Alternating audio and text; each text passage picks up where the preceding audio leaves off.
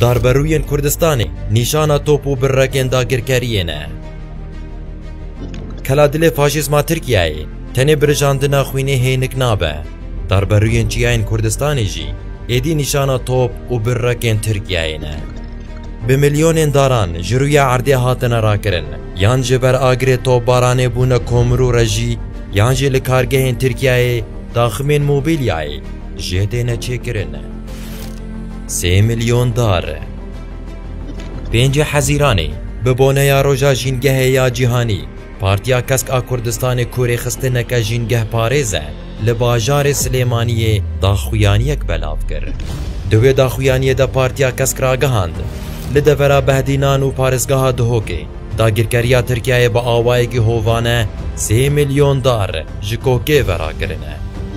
Her wiha da zanîn ku li hember vê tawanî partiye gilînameyek hildaye dadgeha bilind a Iraqê û rêxistina neteweyên yekbûyî.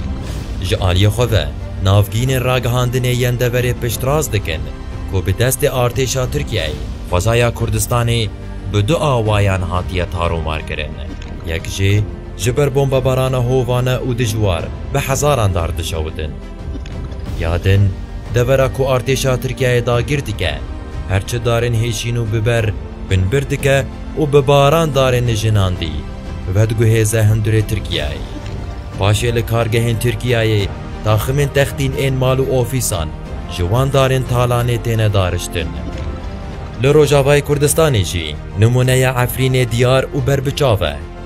Lewre rojane darên zeytûnan ji hêla Tirkiyeyê û komikên çekdar ên opozisyona Sûriyayî ve têne birîn û du mûsimê de jî dahata welatiyan a zeyta zeytûnê tê desteserkirin û li bazarên Ewropayê tê firotin.